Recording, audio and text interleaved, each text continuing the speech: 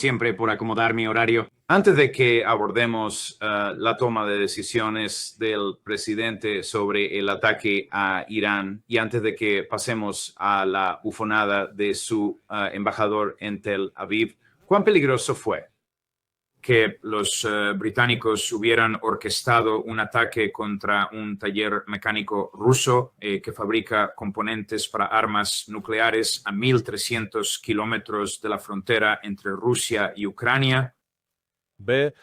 Sí, en una escala del 1 al 10, yo considero que esto es un 10. La palabra que está circulando, que se está comentando en Moscú, es que Medvedev específicamente, en particular, dado que, como bien sabes, esta era precisamente su área de responsabilidad directa, la de supervisar y controlar la producción de todo el material bélico, el material de guerra para Rusia. No podemos descartar que Rusia tome represalias atacando la fábrica, la planta ubicada en Inglaterra, donde se estaban produciendo estos misiles. Así que esto conlleva un riesgo muy, muy elevado de que esta guerra se expanda.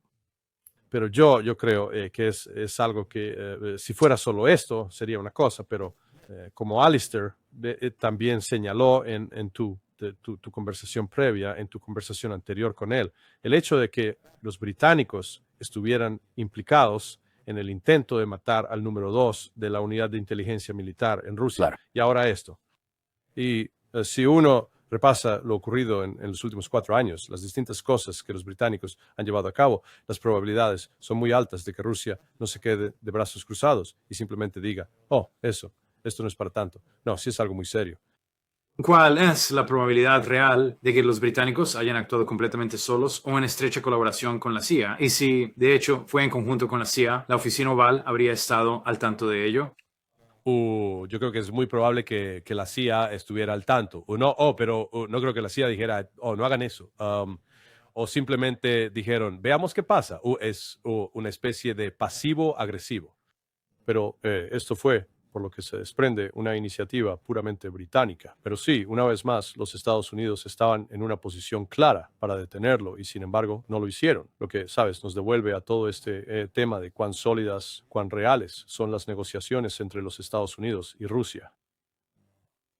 Yo mantengo que, en mi opinión, los rusos están cometiendo un gran error al seguir adelante con estas negociaciones, porque Estados Unidos no se toma en serio el llegar a un acuerdo con Rusia que respete los derechos de Rusia y que garantice sus legítimas preocupaciones de seguridad. Todo es una farsa. Esto es parte de un intento, creo, de adormecer a Rusia en una falsa sensación de seguridad, mientras Estados Unidos continúa con actividades subversivas en Armenia, en Azerbaiyán, en Georgia, en los países bálticos. Porque no nos detendremos hasta que Rusia sea desmantelada.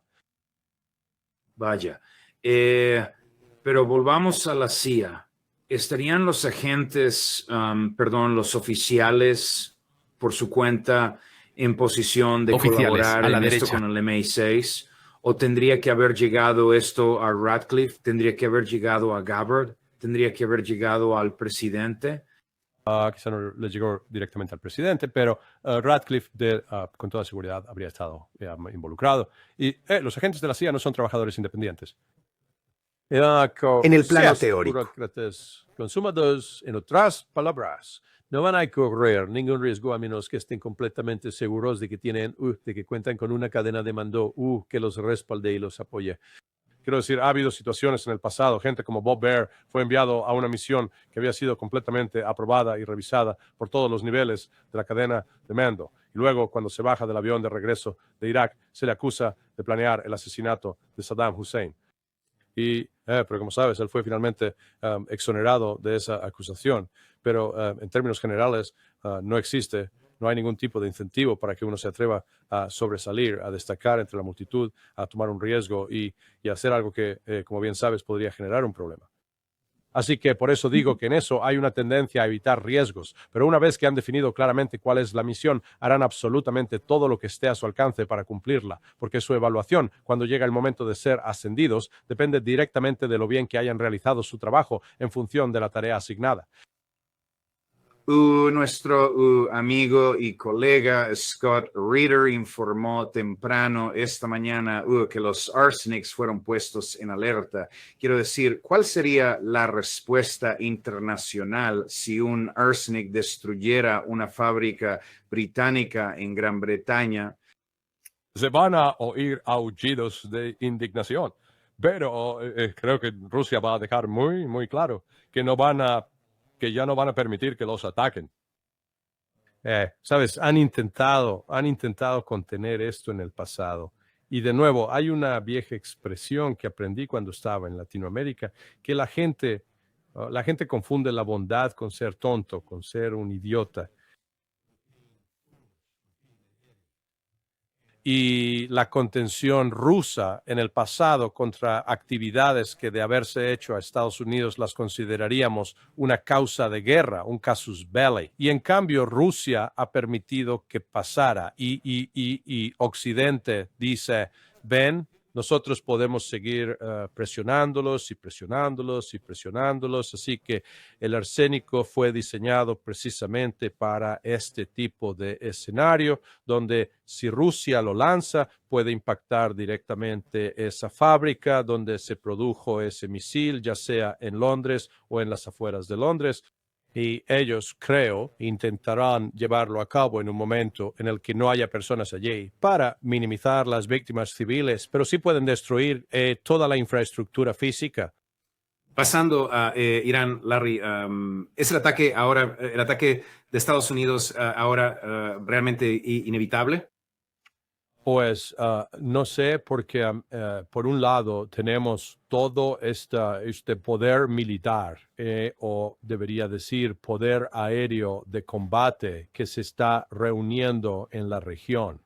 Hay dos portaaviones, pero, sabes, tuvimos dos portaaviones en la zona del Mar Rojo el pasado marzo y eso no resultó ser decisivo. Pero cuando tienes todo este poder aéreo de combate, los F-35, los F-22, los F-18, los F-16, quiero decir, está amartillado y cargado.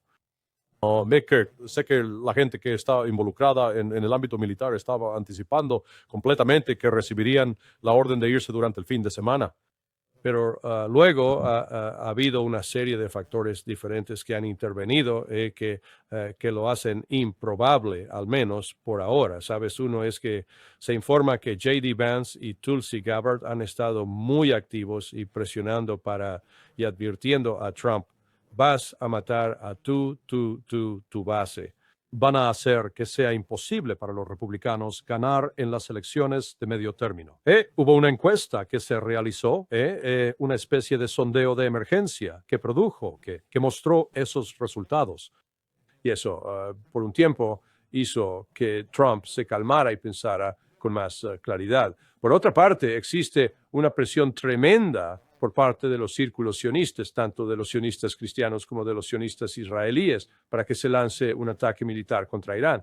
Hay presión dentro de la cúpula militar de alto rango, quienes creen firmemente tenemos que actuar ya mismo o de lo contrario, el momento se nos escapará. Así que Trump está verdaderamente entre la espada y la pared, como se dice, y no está seguro de qué dirección tomar hasta el momento. Y luego tenemos el mensaje del Estado de la Unión, el martes por la noche o mañana por la noche.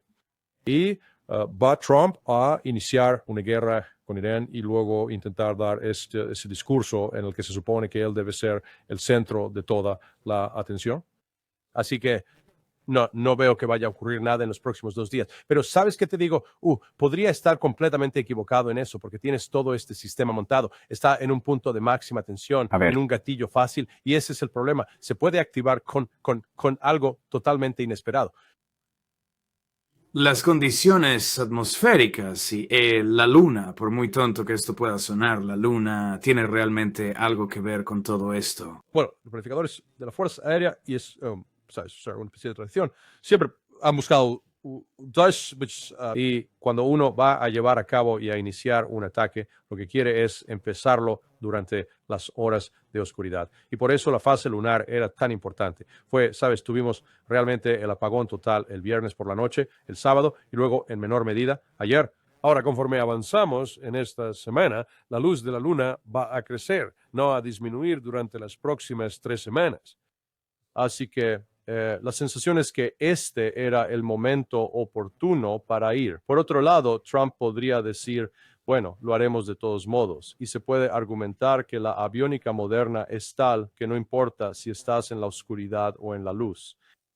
Porque estos sistemas, los que están diseñados para atacar a las aeronaves que se aproximan y también a los radares, no requieren de luz visible para poder operar correctamente. Pero solo te digo, los planificadores militares, cuando están haciendo la planificación, su pensamiento es, queremos preferir las horas de oscuridad. Volvamos al 24 de junio, cuando lanzamos ese ataque contra las instalaciones nucleares iraníes que Trump afirmó que había aniquilado. Eso se hizo completamente en horas de oscuridad. El ataque a Maduro no fue tal, se pause. Se fue, sabes, una luna llena de verdad, lo cual es bastante inusual, se pause, pero yo lo atribuí al hecho de que habíamos preparado eso con antelación, se pause.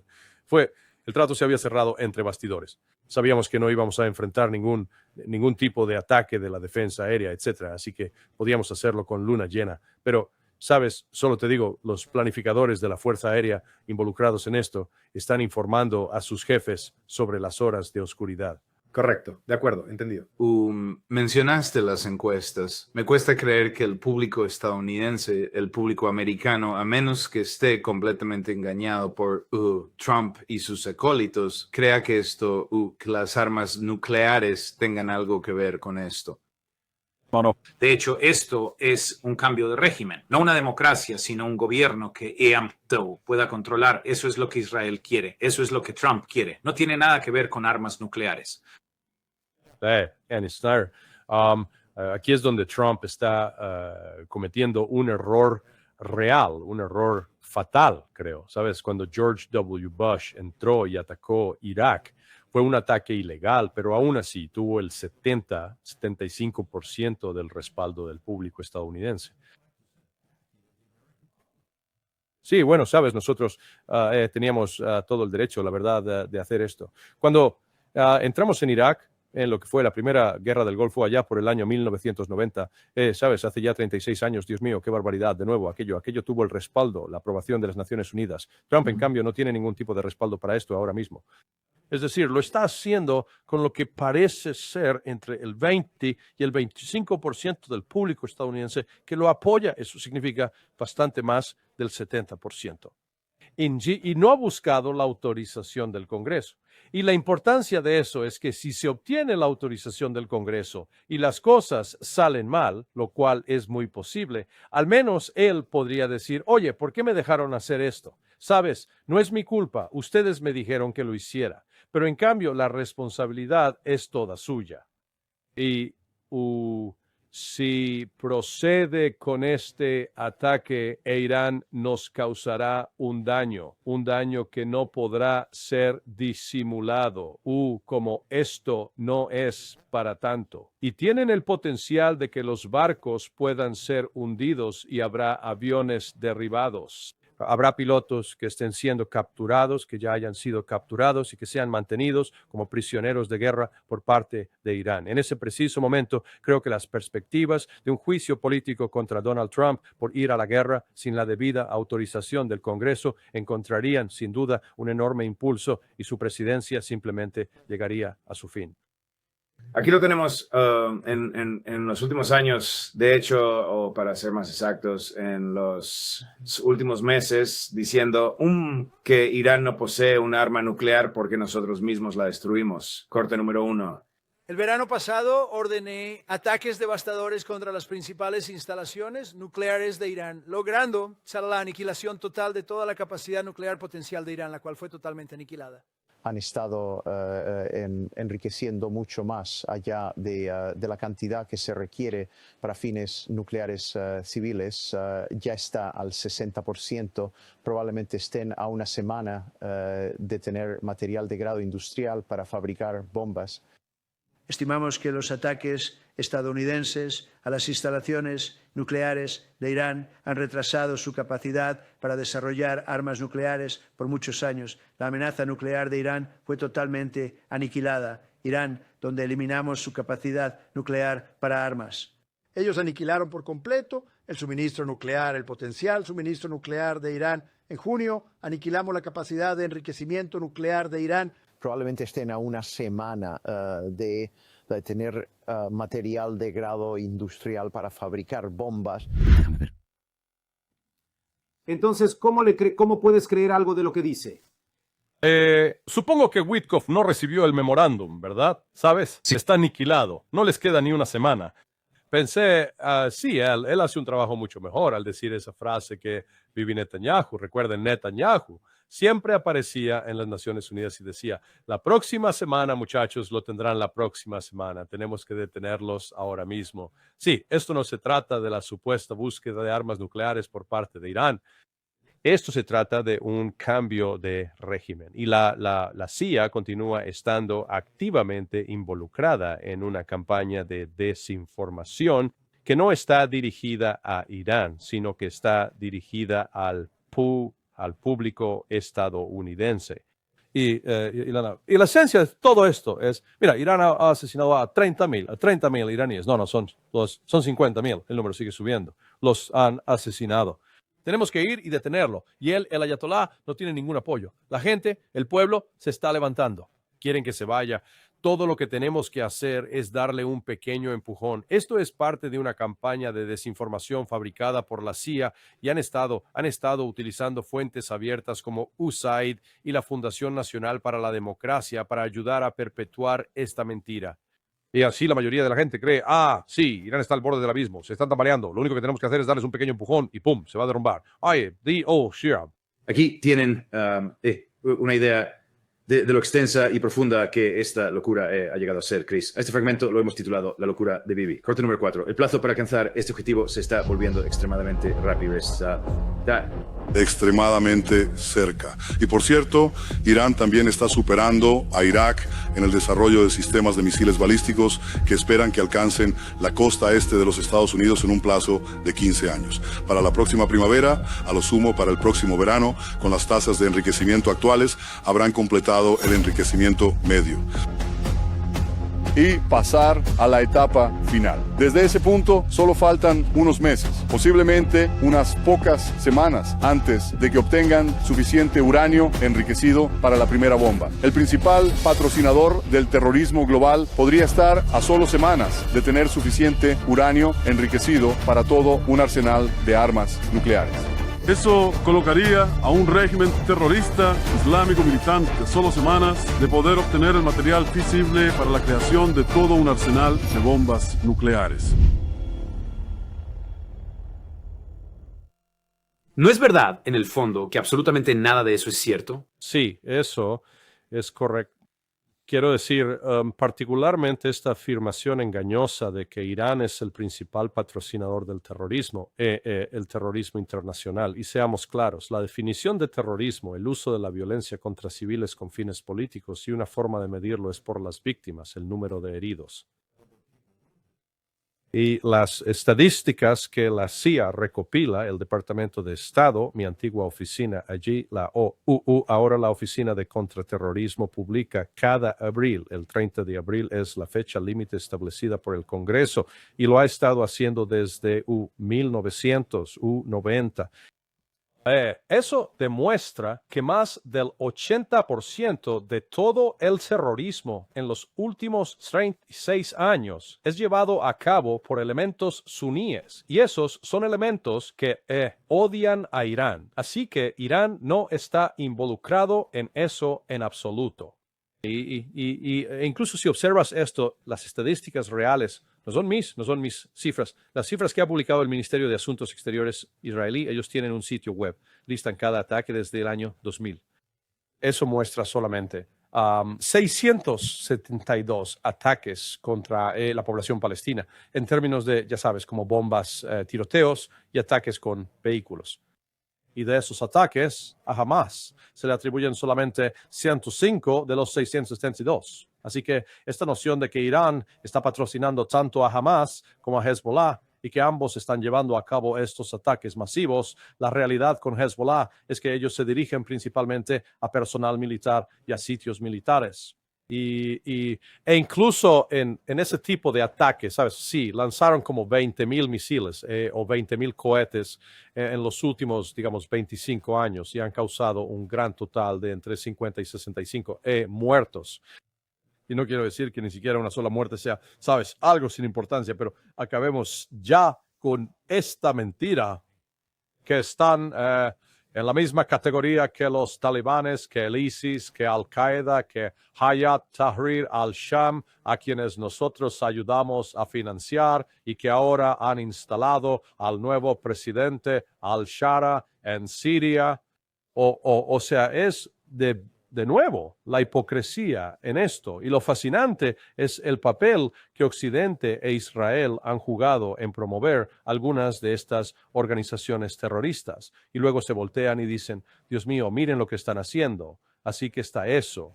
Y luego está toda la patraña de las armas nucleares.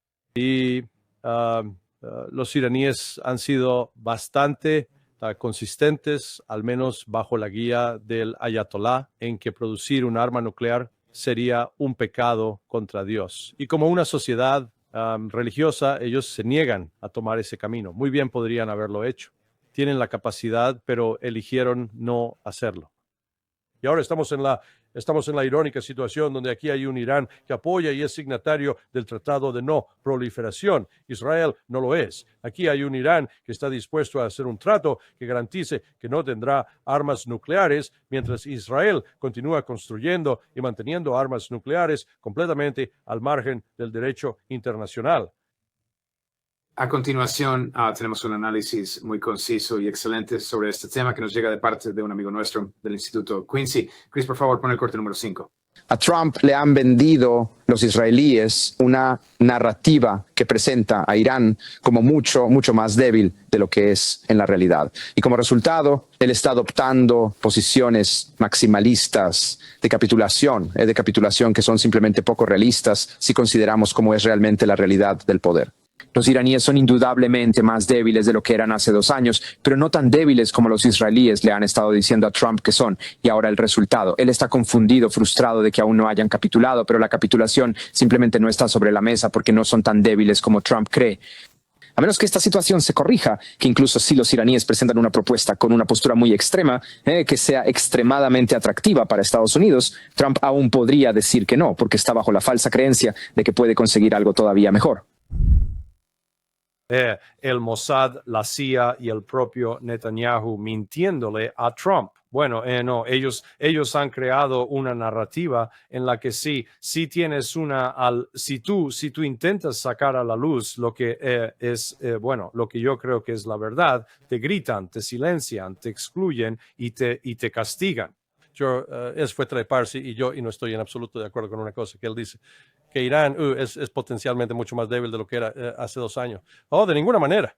Son mucho más fuertes porque hace 2 años, aunque tenían acuerdos de seguridad con Rusia y China, eran acuerdos bilaterales primero y estaban restringidos y no se comprometían plenamente en el frente militar más allá de realizar ejercicios militares conjuntos.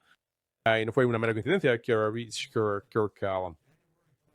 29 de los agotamientos del intento occidental de impulsar una revolución de color en Irán, que los iraníes firmaron un acuerdo de seguridad trilateral con China y Rusia combinados y que Rusia y China, Rusia y China han estado proporcionando un apoyo material muy extenso, apoyo de inteligencia, y por eso Irán ahora mismo es militarmente más fuerte de lo que jamás ha sido.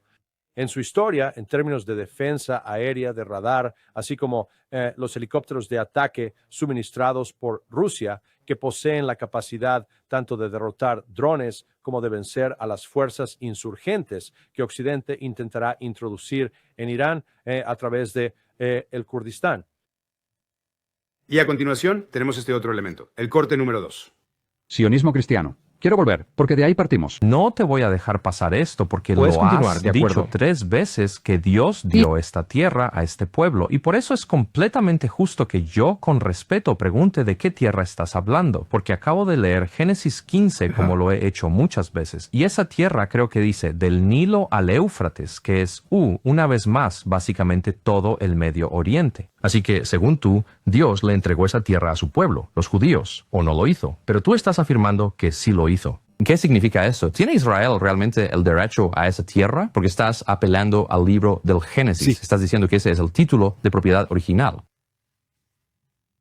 Estaría bien si se lo llevaran todo. Estaría bien si se lo llevaran todo. ¿Cómo se percibe eso en Riad o en el Cairo? Pues fue como detonar una bomba nuclear. Ellos no.